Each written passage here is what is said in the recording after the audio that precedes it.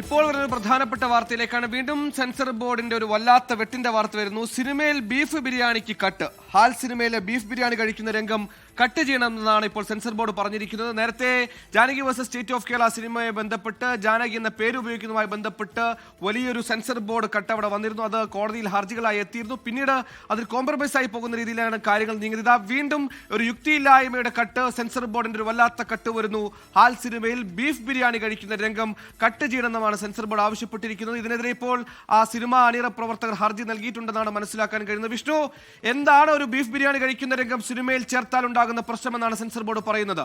എന്താണ് ഈ കട്ടിന്റെ യുക്തി? കട്ടിന്റെ യുക്തിയുമായി ബന്ധപ്പെട്ടുള്ള കാര്യങ്ങളിൽ ഒന്നും തന്നെ ഒരു പ്രതികരണം സെൻസർ ബോർഡിന്റെ ഭാഗത്തുനിന്ന് ഉണ്ടായില്ല. അനാവശ്യമായി ഈ സെൻസർ സർട്ടിഫിക്കറ്റ് നൽകുന്നത് നീട്ടിക്കൊണ്ടു പോകുന്നു എന്നാണ് ഈ ഹർജി അണിയറ പ്രവർത്തകരുടെ പ്രധാനപ്പെട്ട പരാതി. അവർ പറയുന്നത് അവരോട് ചോദിക്കാതെ തന്നെ, അല്ലെങ്കിൽ അവർക്ക് മുമ്പിൽ ഈ വിഷയം പറയാതെ തന്നെ റിവ്യൂക്ക് വേണ്ടി ഈ സിനിമ വിട്ടു. അതെല്ലാം ചോദ്യം ചെയ്താണ് ഇന്ന് അവർ ഹർജി ഹൈക്കോടതിയിൽ നൽകിയത്. 6ഓളം സീനുകൾ ഇതുമായി ബന്ധപ്പെട്ട സിനിമയിലെ 6ഓളം സീനുകൾ കട്ട് ചെയ്യണമെന്നാണ് പറഞ്ഞിട്ടുള്ളത്. അണിയറ പ്രവർത്തകർ പറയുന്നതനുസരിച്ച് ധ്വജപ്രണാമം എന്ന വാക്ക്, അതോടൊപ്പം തന്നെ ബീഫ് ബിരിയാണി കഴിക്കുന്ന രംഗം, ഒരു പള്ളി വികാരി സംസാരിക്കുന്ന രംഗം, അതൊക്കെ കട്ട് ചെയ്യണം എന്നുള്ളതാണ് ഇവർ നിർദ്ദേശിച്ചിരിക്കുന്നത്.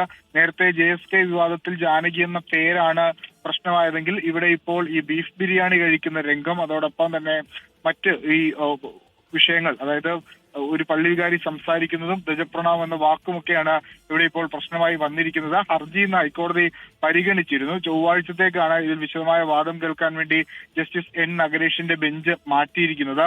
ഒപ്പം ഈ റിവ്യൂ പെറ്റീഷനുമായി ബന്ധപ്പെട്ട് രജിസ്ട്രിയോടൊരു റിപ്പോർട്ട് തേടിയിട്ടുണ്ട് ഹൈക്കോടതി. അതിന്റെ പശ്ചാത്തലം എന്താണെന്ന് ഇനി ലഭ്യമായിട്ടില്ല. പക്ഷെ അങ്ങനെ ഒരു റിപ്പോർട്ട് കൂടി രജിസ്ട്രാറോട് ചോദിച്ചിട്ടുണ്ട് ഈ ഹർജിയുമായി ബന്ധപ്പെട്ട്.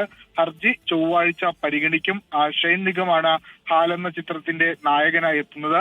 നേരത്തെ തന്നെ ഈ സിനിമയുടെ സെൻസറിംഗ് നൽകിയിട്ട് ഇന്ന് അനാവശ്യമായി നീട്ടിക്കൊണ്ടുപോകുന്നു എന്നാണ് അണിയറ പ്രവർത്തകർ പ്രധാനമായും ചൂണ്ടിക്കാണിക്കുന്നത്. ഒപ്പം ഒരു പൊതുവായ മാർഗനിർദ്ദേശങ്ങൾ, ഈ സെൻസറിംഗ് നടപടികൾ വേഗത്തിലാക്കുന്നതിന് വേണ്ടി ഒരു പൊതുവായ മാർഗനിർദ്ദേശങ്ങൾ സൃഷ്ടിക്കണം എന്നും ഹൈക്കോടതിയിൽ ഇവർ നൽകിയ ഹർജിയിൽ ആവശ്യപ്പെട്ടിട്ടുണ്ട്.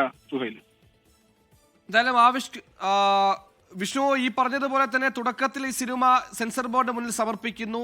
ഒരു കാരണവും പറയാതെ സിനിമ റിവിഷൻ നടത്താതെ ഇങ്ങനെ നീട്ടി കൊണ്ടുപോവുകയായിരുന്നു, അനുമതി നൽകാതെ, സെൻസർ സർട്ടിഫിക്കറ്റ് നൽകാതെ. പിന്നീട് കാരണം ചോദിച്ചപ്പോൾ മാത്രമാണോ ഇതാണ് കാരണമെന്ന് വ്യക്തമാക്കിയത്? അല്ലെങ്കിൽ തുടക്കത്തിലെ ഇത്തരത്തിൽ സീൻ കട്ട് ചെയ്ത് മുന്നോട്ട് പോകാൻ സിനിമ അണിയറ പ്രവർത്തകർക്ക് നിർദ്ദേശം നൽകിയിരുന്നോ?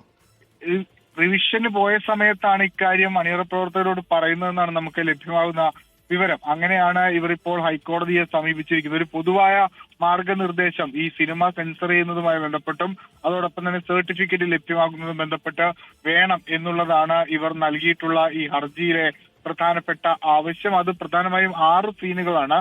അതിൽ ഏകദേശം ഒരു 10 മുതൽ 20 വരെ സെക്കൻഡുകൾ ഇങ്ങനെ ടൈമുകൾ വളരെ കൊടുത്തിട്ടുണ്ട്. ഏതെല്ലാം സീനുകളാണ് കട്ട് ചെയ്യേണ്ടത്, എത്ര ദൈർഘ്യം എന്തൊക്കെയാണ് എന്ന കാര്യങ്ങളിലൊക്കെ വളരെ കൃത്യമായി തന്നെ പറഞ്ഞിട്ടുണ്ട്. അതിലാണ് ഈ ധ്വജപ്രണാമം പോലുള്ള ഭാഗങ്ങൾ, അതോടൊപ്പം ബീഫ് ബിരിയാണി കഴിക്കുന്ന ഭാഗങ്ങൾ, ഒരു പള്ളി വികാരി സംസാരിക്കുന്ന ഭാഗം, അങ്ങനെ 6ഓളം വരുന്ന സീനുകളാണ് ഇതിൽ കട്ട് ചെയ്ത് മാറ്റണം എന്ന് പറഞ്ഞിട്ടുള്ളത്. ആ സീനുകൾ ഇങ്ങനെയാണ്: 43-ാമത്തെ മിനിറ്റ് മുതൽ 43-ാമത്തെ മിനിറ്റ് 16 സെക്കൻഡ് മുതൽ 43:18 വരെ. ഒപ്പം 57-ാമത്തെ മിനിറ്റിലും ഒരു കട്ട് പറഞ്ഞിട്ടുണ്ട്. 1 മണിക്കൂർ 45 മിനിറ്റ് പിന്നിടുമ്പോൾ മറ്റൊരു കട്ട് പറഞ്ഞിട്ടുണ്ട്. അങ്ങനെ നിരവധിയായ ഏകദേശം 6ഓളം സ്ഥലങ്ങളിലാണ് ഇത്തരത്തിൽ കട്ടുകൾ പറഞ്ഞിട്ടുള്ളത്. അത് സിനിമയുടെ മുകളിലുള്ള ആവിഷ്കാര സ്വാതന്ത്ര്യത്തിന് മുകളിലുള്ള കടന്നുകയറ്റമാണ് എന്ന് അണിയറ പ്രവർത്തകർ വ്യക്തമാക്കി കൂടിയാണ് ഈ ഹർജി ഇപ്പോൾ ഫയൽ ചെയ്തിരിക്കുന്നത്.